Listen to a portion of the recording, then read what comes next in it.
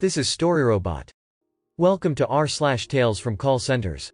Our first story of today is one of my last calls before hanging up the headset, which has stuck with me ever since. What are your most memorable calls? I was never particularly fond of my job, and always had some pretty serious moral reservations with what I was doing, but nonetheless once I got a knack for it, turned out I wasn't that bad at the cold calling sales lark. The vast majority of calls I took were quite to the point, but I occasionally had a customer who just wanted to chat. I relished these opportunities to make a human connection with another.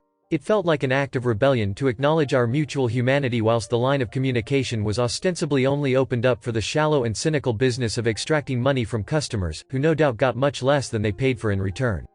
The details of this call are a bit fuzzy as this call was some years ago now, but I'll never forget how this lady made me feel.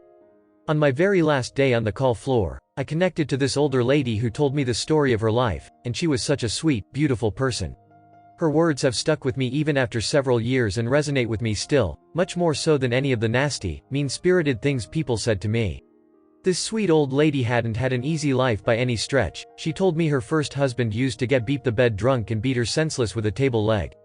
On one evening he came back in a raging drunk and broke her arm, by which point she decided she had had more than enough and somehow managed to kick him out of the house, where he subsequently passed out on the garden patio until morning.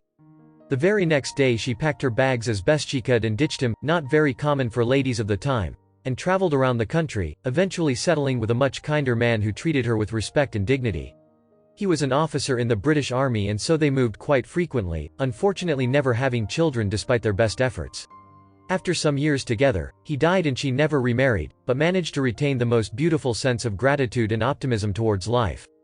She told me that she was surely nearing death, but that she was grateful for everything that had happened to her, good and bad alike, and that she was grateful for getting to experience the many shades and hues of life's rich tapestry. She'd made lasting friendships and was able to travel, and was always able to be true to herself.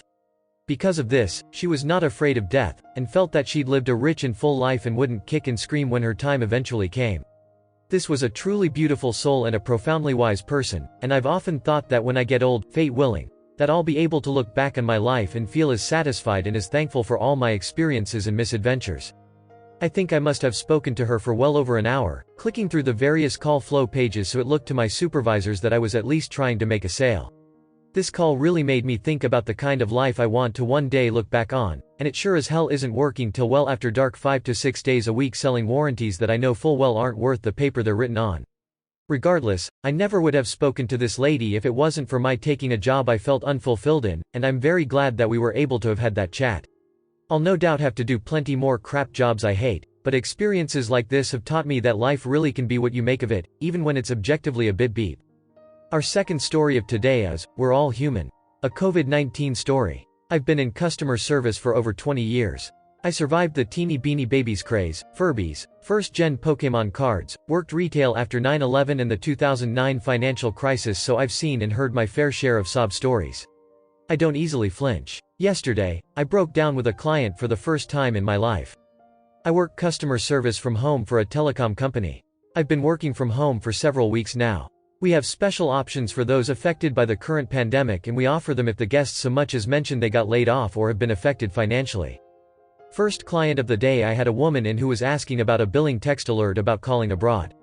She was calling a relative in Italy who was an emergency relief doctor, and she was concerned about the international charges. You could tell she was on the verge of tears by the way she was phrasing things, and her account factors, tenure, credit, payment history, showed an excellent client that never asked for anything, so I was very confident this was a legit sob story. She was the only relative calling this doctor and was their only source of comfort, since no other relatives would call and the whole country is on lockdown. Like others, she too was on lockdown but was laid off and awaiting unemployment from her state. Her tone began to escalate. Clearly she was on the cusp of a complete meltdown. In these circumstances, my training and experience has me solve the customer first by offering empathy, reliability, and get them in a place to where we can move forward. At this point I was nearly exhausted of all the empathy I had, as I have spent the last 2 weeks relating to clients, telling them I'm in a similar position, and trying to offer a superior experience and not a scripted one. It wears on you, eats at you, till you're either broken down or a complete cynic. For me, it was the former. There are other various extenuating circumstances in my life exasperating my stress, one of which I'll address in a moment.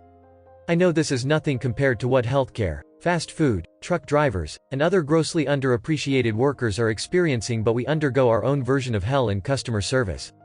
However, I pride myself on never giving anything less than a superior experience for my guests, and I decided to bring up the one anecdote I have yet to share: my dad. Right now, my dad is undergoing round 3 of chemo and, due to the pandemic, the cancer center he's in is completely locked down, so I have not seen him since I first heard he was sick. He's stubborn like that, nor will I be able to see him for a while. It's possible I won't be able to see him again, and that weighs heavily on me as we've just started to make amends over the past and really bond over a hobby we both share. I relayed this to my client, assuring her that I understand, that we're all suffering from this, and that she's not alone in her struggle. I then explained how we would take care of the calls for her as it's part of our COVID-19 options to clients, and I showed her how to use them online. At this point she began sobbing, and, since such emotions are contagious, I followed suit like the blubbering idiot I am. I'd reached the terminal end of my resistance and the floodgates came open. I've never shared a sob with a guest before, but there was a real catharsis to it, a sense of humanity regained in this crazy world. I think we both needed it, if I'm being honest. Being in isolation, our options to express ourselves with others, especially those we care about, are incredibly limited, so we bottle them up till they overflow. Yeah, it felt like a pressure valve being released. The client expressed genuine gratitude for my sharing of my experience and helping out once we composed ourselves. I then suggested some binge-watching ideas: Picard, The Good Place, The Mandalorian, Perfect Harmony, and we parted ways. I used what little PTO I had left to take the rest of the day off, once I relayed what happened to my boss. I needed to compose myself and process. I'm very blessed to work for a company that allows me the work from home and leave options. I also have an amazing boss who knows my whole situation and has been nothing but supportive. I know this is a super sappy tale compared to others on this subreddit, but my big takeaway is that we're all suffering individually due to the pandemic, but we're also all in this together.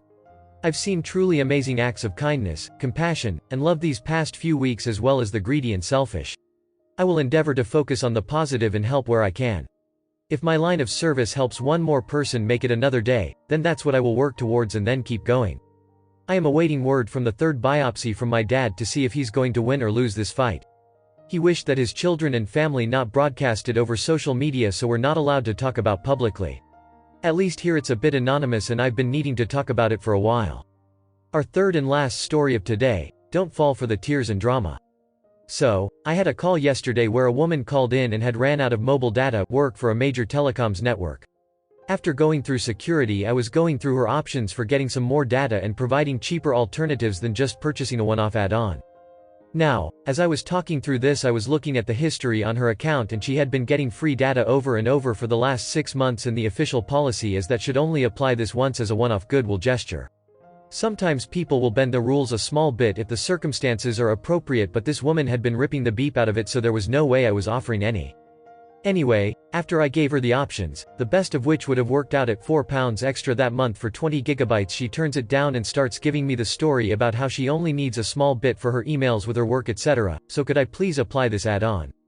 I said no and left an instruction on the account for anybody else to do the same, which is again the official policy for what you should do after applying the first data add-on.